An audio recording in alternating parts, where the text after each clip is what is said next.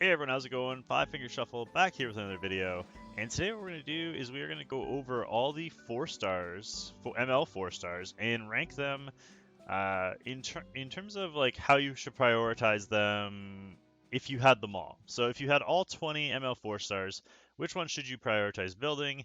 We're going to start at, there are 20 of them, so we're going to start at number 20 and we're going to work our way up. Just a disclaimer, I think all of these units are really good. There are no bad ML 4 stars.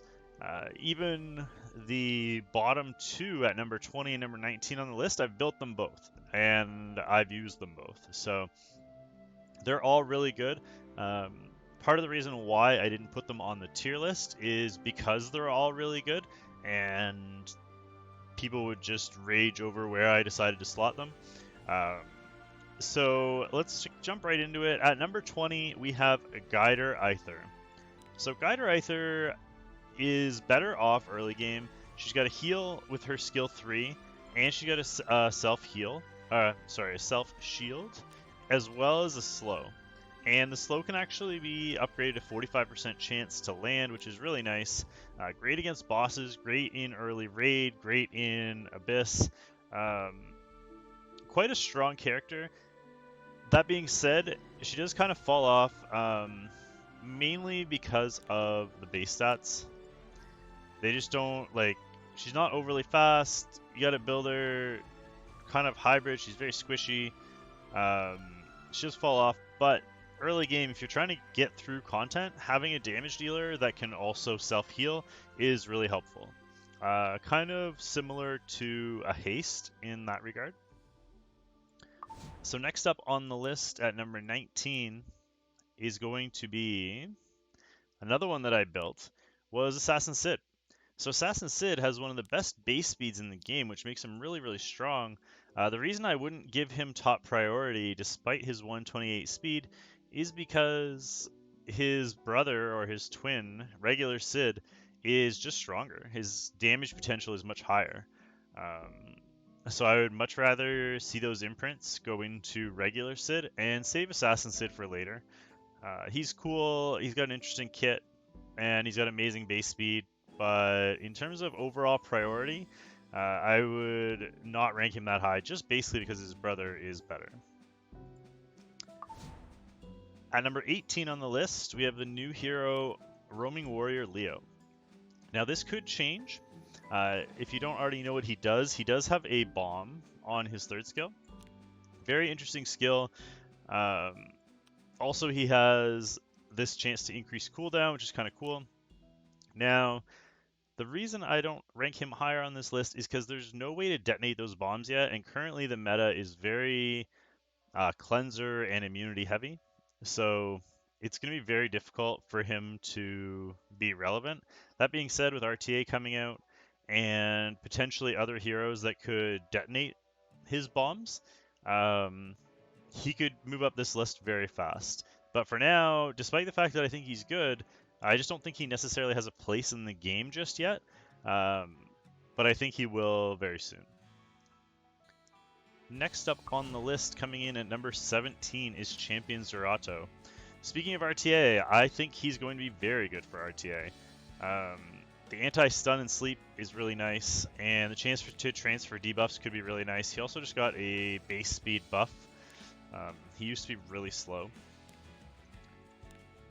He's still not fast, but at least he jumps up from 99 speed to 104 speed. I think he's going to be strong in the future. He just doesn't necessarily have a huge place in the meta just yet. Next up, we move back over to Light for number 16. That is General Purchase, another one that I've already built. I actually use him quite often. I don't know if he's good. He's actually really good. He's amazing for Guild War. If he gets attacked, he boosts your teammate's attack bar. You can use him in Wyvern. He's got a Provoke on his skill 1. He's got an AoE stun, which stuns 2 units, and it's pretty reliable. I just think, like, I don't know. I think he's really strong, and I feel sad putting him at number 16 on the list, but it's just because the 4 stars are so strong in this category that he just doesn't get put higher on the list, but it doesn't mean he isn't good. I actually really like General Purchase, and I use him quite often. Next up, we're going to go back over to Dark for number 15. And it's Shadow Rose. So Shadow Rose used to be one of the most coveted ML 4-stars in the rotation, but now, because her base speed is relatively low, and her job is basically as a booster, it's hard to get her fast enough to serve that purpose. If you can get her to take first turn, she's fantastic. She's probably the best there is. But because it's hard to get her that fast, she kind of drops down the list a little bit. Early game, she's spectacular. Probably one of the better champs you can get early game, because she does it all. She's got a strip, she's got a defense break, she can hold Aureus, she can boost your team, she can decrease the enemy. She does a lot. Her kit's amazing, but she's just not as strong late game as she was early and mid game. So that's why she's not higher on the list, but I still think she's very strong, and I've actually built mine as well. At number 14, we're going to jump over to Celestial Mercedes. Celestial Mercedes is one of the stronger AoE nukes in the game. She hits crazy, crazy hard. If you have her early game, she's also really easy to imprint because you can feed the... well, I guess if you have her anywhere, not necessarily only early game.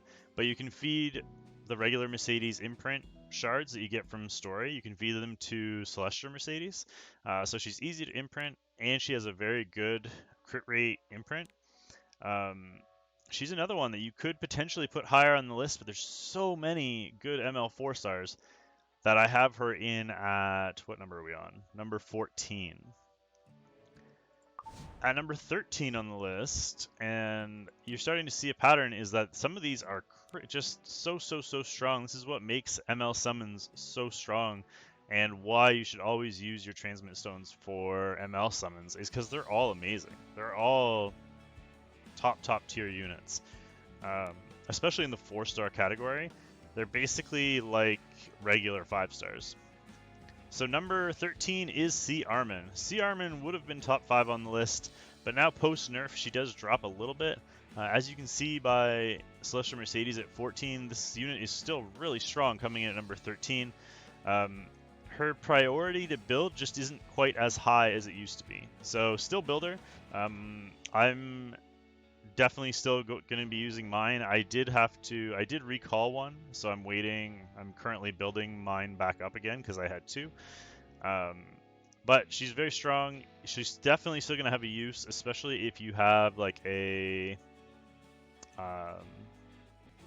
Fallen Cecilia. They pair very well together, and she's going to be a tough one to skip. You definitely should build her, but maybe not. If you have them all, maybe she won't be the first one. Alright, coming in at number 12, one of my favorite units on the entire list, and one that I use in my arena offense quite often, is Kitty Clarissa. She got a huge buff, and she's another one that would probably be higher on the list, but this one is, although she is incredible, don't get me wrong, it kind of depends where you are in the game. Like, if you're super late game, then you're going to build her. But I feel like in terms of the way I set this list up and grading it in terms of priority, she may be better than a lot of units that come later on the list. But in terms of build priority, you kind of have to have those other units built first before you build her, or else building her isn't going to do you any good. So that's the only reason she's lower on the list, is because the other stuff on the list should take priority over her, even though she might, in the long run, she might be a better overall unit. Her skill 3, getting that auto proc into an extra turn, is just absolutely incredible. I've been using her, and I rarely use when she's in she's in my arena offense. I will do a video on her eventually, because I really love her, and she's crazy strong now. Up to number 11 on the list is going to be Blaze Dingo. So if you have Blaze Dingo, I'm not the biggest fan of his, but he has just this crazy well-rounded kit. He's got an attack buff, he's got a heal, he does damage, he can proc an extra turn. I mean, he can be crazy hard to kill. If you decide to put your best gear on him, then he's going to be a great support unit for you. He's also got invulnerability. He has an amazing kit, and it's hard to argue with anyone that wants to build their Blaze Dingo. I built him on both counts, and I use him. but I don't use him as much as some people do. You could potentially, he's another one you could potentially rank higher, but I put him in at number 11. At number 10 on the list is one of the first ML units I summoned, actually, and I built her right away, is Shooting Star Achetes. Shooting Star Achetes, I think a lot of people sleep on because she isn't very good on auto. So if you're looking for a champ you can use on auto, she's not really the one. She's kind of all over the place with her skills, but you can revive into a full heal if you burn into it. So she's very, very good that way. If you can use a soul burn in RTA, she'll be very, very, very strong in RTA. If you can't, then maybe she won't. But she's still very strong either way. I use her in Guild War a lot. I use her almost every Guild War. I use her at least once. She's definitely one of the stronger ML 4 stars, and she's really the only pure healer of the ML 4 stars as well. You can count Dingo as a healer, but she's the really the only actual healer, and the only 4-star revive as well. All right, on to number 9 on the list, and a unit that I don't have, and I wish I did, is Watcher Shuri. So Watcher Shuri has this incredible ignore defense 3rd skill. And he's got a speed imprint. That's really all you need to know. Speed imprint that you can use in PvP, and one-shot capabilities also for PvP, for Guild War, for Arena offense. He's amazing. If you have some of the units ahead of him on this list, you probably want to prioritize them because they're easier to use, and you kind of need them before you get to him. But he's still incredibly useful, and I wish I had one. Number 8 on the list is kind of similar and completely opposite at the same time, is Fighter Maya. Defense-based unit, but also has huge nuke potential, and is an incredible tank. The reason I would want her is because for Guild War especially, there's so many dark nukers. Think like ML Ken, think Lorena, units like that are, if you can bring Fighter Maya in, they'll focus her. They're not going to kill her because she's so tanky. She has a self-cleanse, she's got a defense buff. She's going to live forever, and then you can just bring squishy units around her and just kill them. So she's fantastic. I wish I had one. Definitely one of the better ML 4 stars in the game right now. She's also going to be very, very, very strong for RTA once RTA comes out. But for now, mostly Guild War. But still, I would build her relatively early because you could use her as your tank. You could put Aureus on her for raid and for all that kind of stuff in the meantime. I would definitely put her near the top of the priority list for ML 4 stars. To number 7 on the list is another one of my very favorite units in the entire game, ML Rin. People seem to sleep on ML Rin, but for the current meta, she is borderline broken OP. She's got 126 base speed, she's got 2-turn immunity, she's got 2 strips, she's got one of her strips actually steals buffs and gives them to the whole team. Think, say, Cidd if you're fighting, or not a Cidd, Armin, sorry. I think Armin, if Armin puts up her buffs, you can steal that 2-turn immunity and invulnerability, and then if the team's slow, you could actually do it again. Also, she can proc an extra turn, lowering her own cooldown. I've used her a lot against not only Armin's, but somebody like regular Ken, Fire Ken. Fire Ken puts up a speed buff on himself, which makes him very dangerous because he gets extra turns. You bring Rin in, you steal the speed buff, and now your entire team has speed buff and he has none. Completely game changing. So she's very, very good for the current meta because she counters Dizzy, she counters Airmintha, she counters all the CC and debuffs that are going on recently. Obviously, she won't counter Basar now that more people are building Basar, but I still think she's very, very, very strong, especially with her base speed. You can make her go first in front of Dizzy's, and it's just a complete counter. And once Dizzy does her first skill, you're pretty much good to go. Sorry, her 3rd skill. So I love my ML Rin. I use her everywhere, Arena and Guild War. So very strong, and I definitely recommend building her. At number 6 on the list, somebody that skyrocketed up this list in recent weeks due to the new Charon dungeon that's popped out is Wanderer Silk. So Wanderer Silk, for those of you that don't know, she has okay base speed at 112, but in one of the new pieces of equipment you can equip on her can give her up to 10 extra speed. So that would bump her up to 122 base speed, which is makes her suddenly one of the fastest units in the game. And that same piece of gear can give her a strip on her skill 3. So if you have built your Lidica and you like Lidica, who has a 100% attack bar reduction with a slow, this is essentially the same thing, except it will also have a strip, and instead of a slow, it has heal block and silence. Just crazy, crazy strong, especially in the current meta, because a lot of places that you used to bring Lidica, you would bring her to slow Ruzid, or you'd bring her to slow Judith. Now it would be Dizzy, and you can't really use Lidica against Dizzy because she misses too often. Wanderer Silk not only is good against Dizzy, but if Dizzy has immunity, that doesn't matter because she can strip the immunity and still get the reduction, and if she misses the reduction, she can get the silence.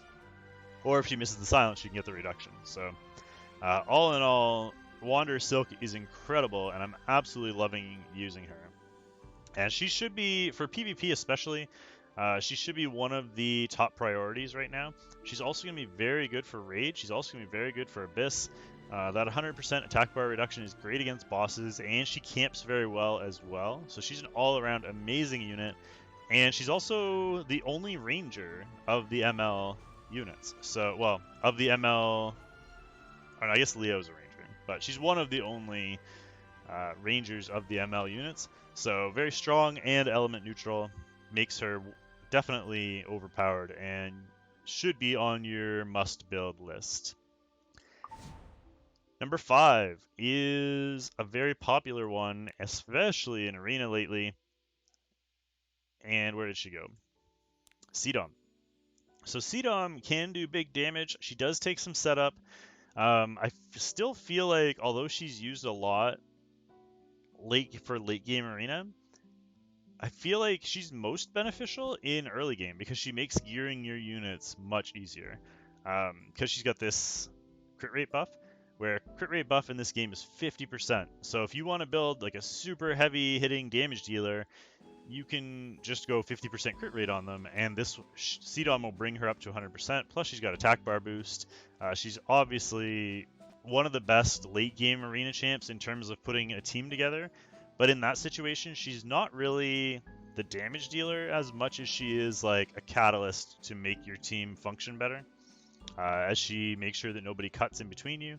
And she can also reduce the health of one of the enemies, but she also can do huge damage if you set her up properly. So don't sleep on Cidd. She's very strong and one of the most wanted in all levels of the game, because early game she can just help make your gear requirements easier, and late game she can still be a catalyst. So if you have her, she should take priority, and which is why she's so higher on this list, because you'll be able to use her through all aspects of the game. Alright, on to number 4 on the list, and a unit that is another one of my favorites and recently got a huge buff, and that is Assassin Coll. I don't know why they decided to buff her. I really don't get it, because her skill 3 was already crazy strong. I was going to post a how OP is video of Assassin Coll, but then they announced she was going to get buffed, so I held off on it. But I had clips of her one-shotting Ruels, and if you burn into her, she has one of the better burn multipliers in the game as well. On top of that, because she's squishy, this passive makes her incredible. She self-attack buffs for every single turn that she's in stealth, and she goes into stealth every single turn, which means she can't get hit. So she can't be focused. You need to bring AoEs to counter her. She has crazy base speed. She does damage based on speed. She has a hard-hitting skill 3 nuke that's now got a reduced cooldown down to 4 turns when it's skilled up. And in case all of that wasn't enough, her skill 1 now does massively increased damage and gives herself a speed buff, which will give her more turns, will help reduce her cooldown, and increase her damage since her damage is based on speed. Assassin Coll is one of my few plus 15 units, and I do not regret it at all. I use her constantly. Guild War Arena. She's ridiculously strong now. She was already really strong, but if you have her and you need something for PvP, she is one of, if not the best, single target damage dealer in the game right now. I absolutely love her. Speaking of damage dealers, let's move on to number 3. And a great counter. She probably moved down a little bit, and it sounds funny to say since she's at number 3. But BBK. The main reason, there's 2 reasons she's moved down. 1, Moonlight Dreamblade, and 2, A Vildred got a nerf. But she was one of the only counters to A Vildred when he was at his peak, because she procs an extra turn when she kills somebody. She still has a very, very, very strong skill 3. It does crazy damage when it's skilled up. And when she kills somebody, she can proc into her skill 1, which also has a heal. She's incredibly strong. I use her all the time in both Guild War and Arena. Her value may not be as crazy high because she's not mandatory anymore, whereas she kind of was during the Vildred meta. But she's definitely still top tier. I even see her on defense sometimes because she's so strong. But yeah, BBK coming in at number 3. Now the top 2, I believe, are on another level. There's kind of like 18 of them that are really, really, really good. And then there's 2 of them that are kind of broken and you kind of like wish you had them. Or if you have them, you're thanking your lucky stars. In at number 2 is Fat Cat. So Assassin Cartula, everybody knows how broken the whole idea of evasion is and how annoying it is if you're having to face it, but he has this passive that increases evasion of all allies, and although it says 15% and it scales up to 20%, there's been fights where I've missed 10 times in a row, and I don't believe for a second it's only 20% on defense, because it feels like it's over 50%. But Assassin Cartula, if you have him, he's incredible, both offense and defense, mainly for PvP. But that being said, when I got him early game, I used him on my baby account, and he carried me because he was basically turned my entire team into a tank. Because nobody could land crits, none of the bosses could land crits, and he also had a defense break on top of it. He had some self-sustain because I put him on a lifesteal set, and he was what carried me early game. He's the only reason I got through a lot of content on that account. And finally, the number 1 priority unit, if you have him, is going to be Oxlots. So, I guess another disclaimer, this is only for PvP. I can't picture a situation where you would use him in PvE. I guess you could force him in there because he does have a lot of skills that would be useful. But I think you're just better off saving him for PvP. He is broken OP in Guild War. He just boosts your attacker and you just nuke everybody. There is pretty much always one defense in every Guild War defense that you can just Oxlots BBK. And it's just over. You don't even have to bring a 3rd unit most of the time. There's usually one comp that you can just nuke with an AoE nuke. So for that reason and that reason alone, Oxlots is completely broken, and if you have him, you have to at least 5-star him and 5-star awaken him, because he does get speed at his 5-star awakening. He's also a part of probably the top arena offense cleave in the game with him and Judge Kize. So Oxlots is going to be number 1 on this list. I hope you guys enjoyed this list. We will be doing an updated tier list at some point over the next week or 2 for the 5-stars, so stay tuned for that. Don't forget to like, comment, and subscribe, and we will see you all next time with another video. Best of luck tonight in Arena Rush, and we will see you soon. Bye for now.